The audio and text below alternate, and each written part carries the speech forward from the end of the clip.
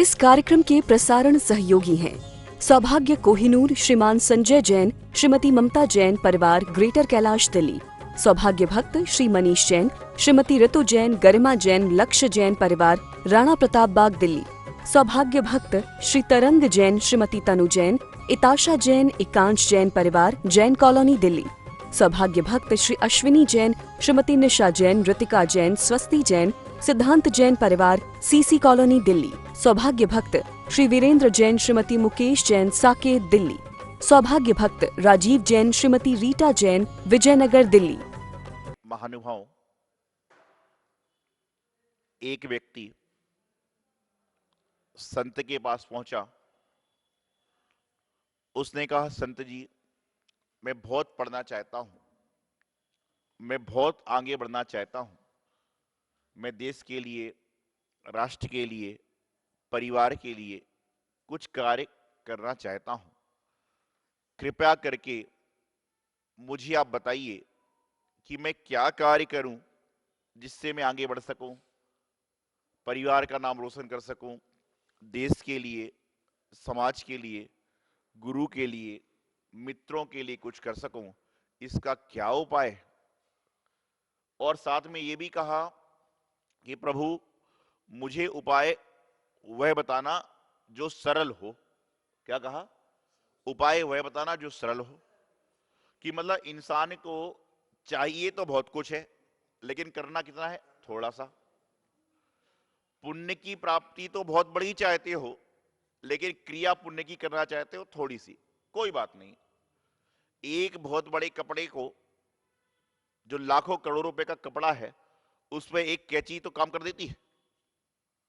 कपड़ा जो है, एक सुई छोटी सी होती है, लेकिन सुई पूरे कपड़े को सिलती है, और कैंची बड़ी होती है, लेकिन कैंची कपड़े को काटती है। इसलिए लोग कहते हैं, सुई बनो, कैंची मत बनो।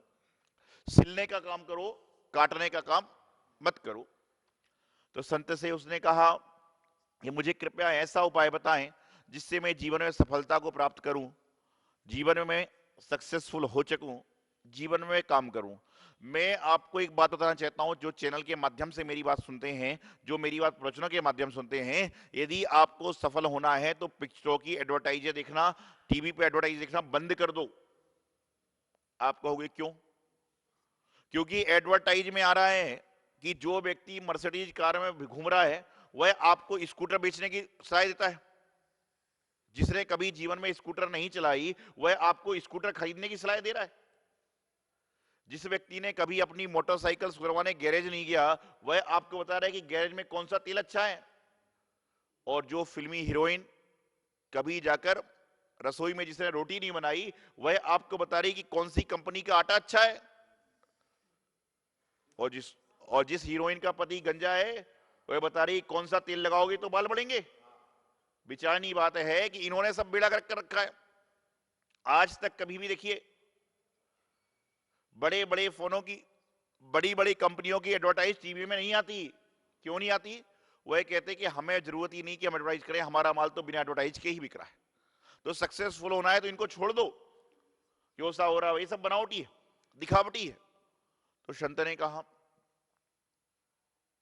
बोले सफलता पाना है, आगे बढ़ना है, दुनिया में तरक्की को पाना है, तो उसका सिर्फ एक उपाय है, विनय करो।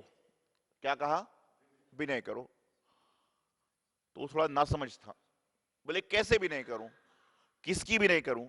तो उन्होंने कहा कि जो आपके परिवार के बड़े लोग हैं, जो समाज के वरिष्ठ लोग हैं, जो गुरुजन हैं, जो भगवान हैं, जो हमसे बड़े हैं, उनकी विनय करो।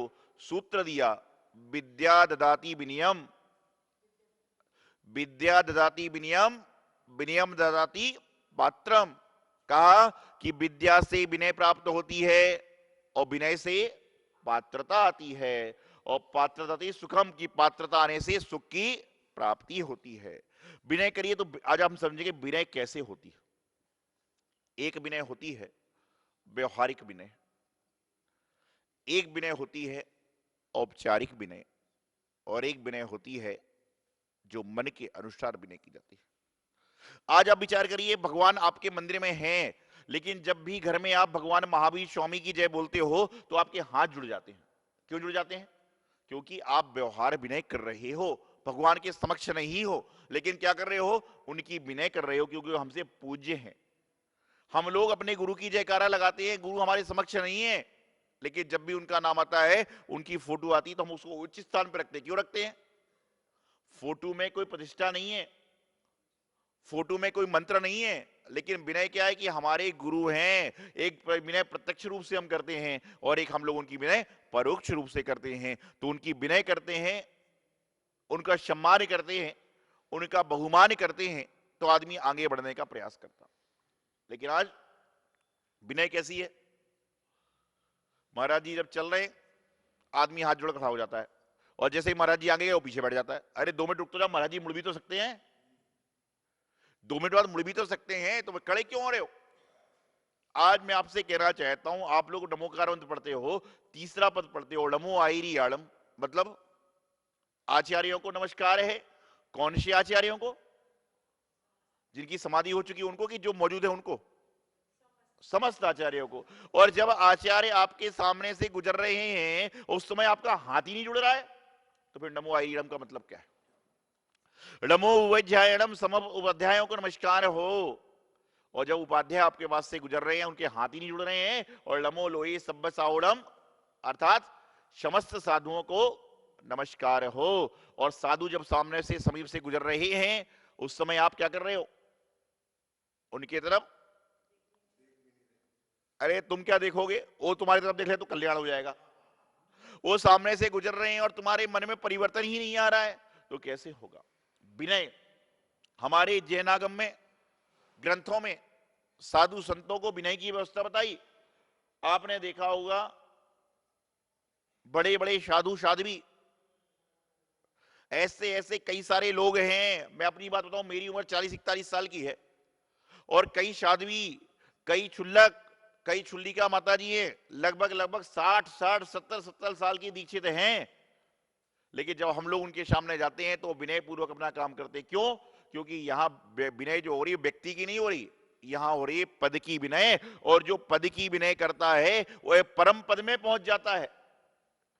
शास्त्रों में वर्णन आता है, यदि एक साथ में 2 मुनि की दीक्षा हो रही है एक साथ, तो जिस मुनिराज पे पहले संस्कार होते हैं, मुनि महाराज पे पहले संस्कार होते हैं, वह बड़ा हो जाया करता है।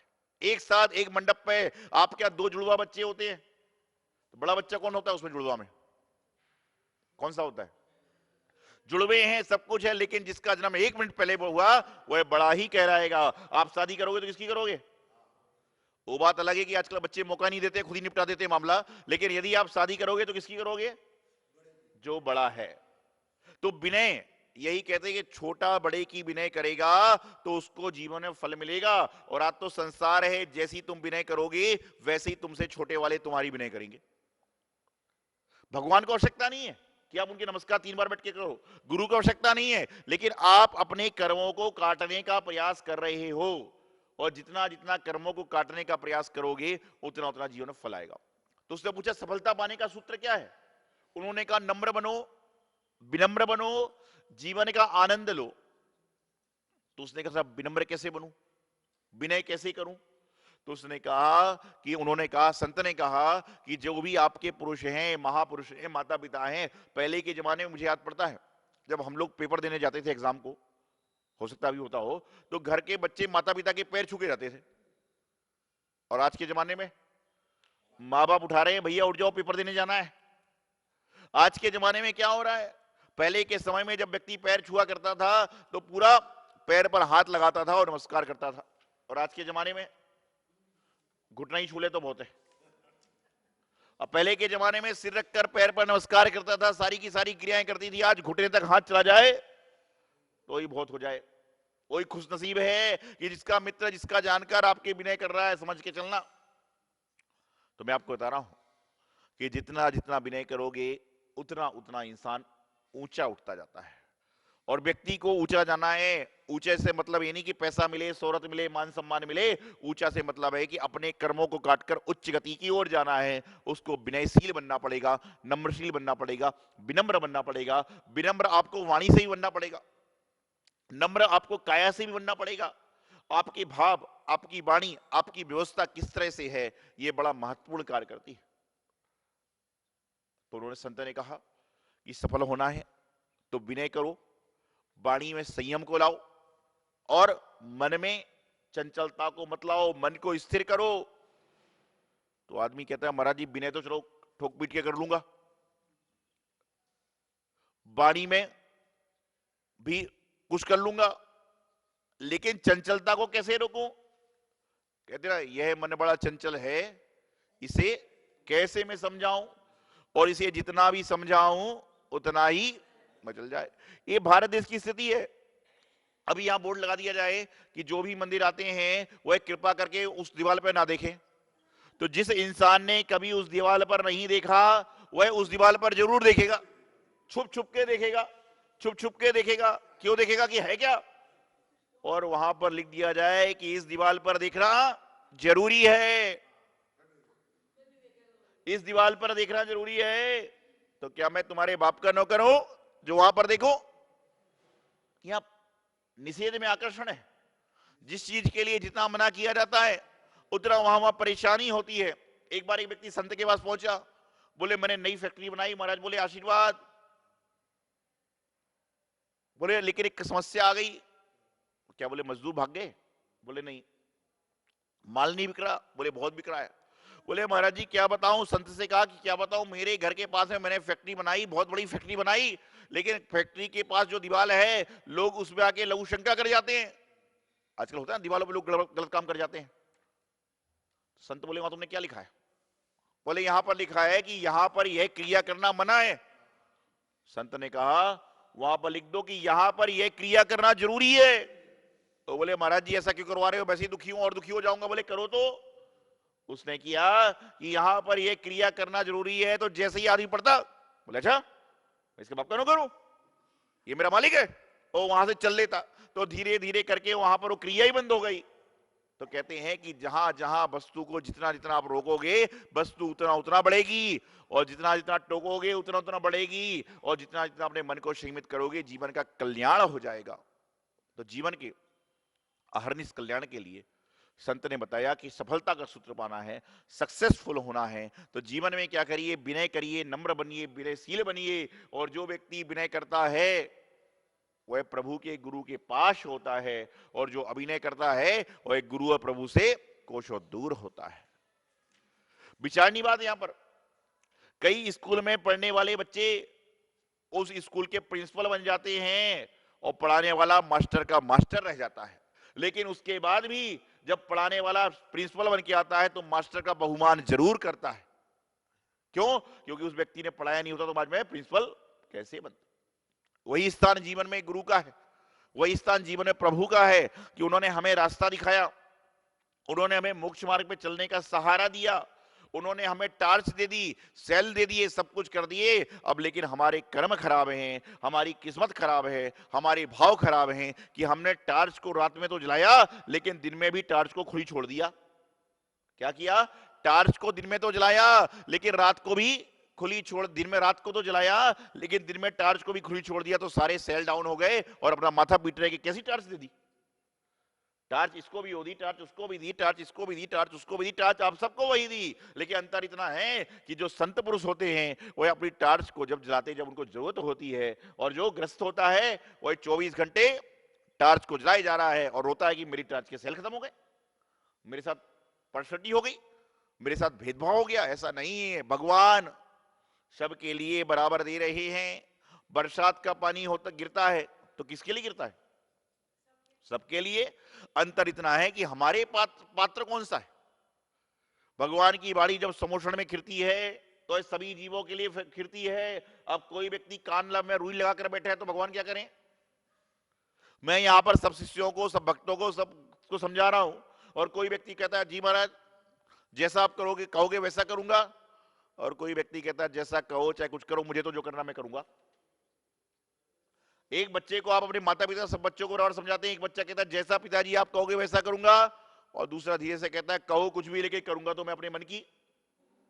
तो मन की करोगे, मन की करोगे तो 84 की चक्कर में फिरोगे, मन की करोगे तो 84 के चक्कर में पड़ोगे, और मन की नहीं सुनोगे, गुरु की सुनोगे तो 84 चक्कर से पार हो जाओगे। विनयवान बनिए, नम्रशील बनिए, विनम्रवान बनिए, मन को स्थिर कीजिए। मन को स्थिर करने के लिए जिन्होंने अपने मनोयोग को साध लिया है उनकी संगति कीजिए, उनके पुराण पुरुषों को पढ़िए, लगेगा मनयोग कैसे स्थिर हो गया। वचन को स्थिर करना है तो वचन योग को जिन्होंने धारण कर लिया, जिनकी वचन गुप्ती सिद्ध है, उन महापुरुषों को पढ़ने का प्रयास करो। और जिनने काय गुप्ती को साध लिया, ऐसे काय गुप्ती यमराज का वर्णन पढ़ो, आपकी काय भी सिद्ध जाएगा। जय जिनेंद्र।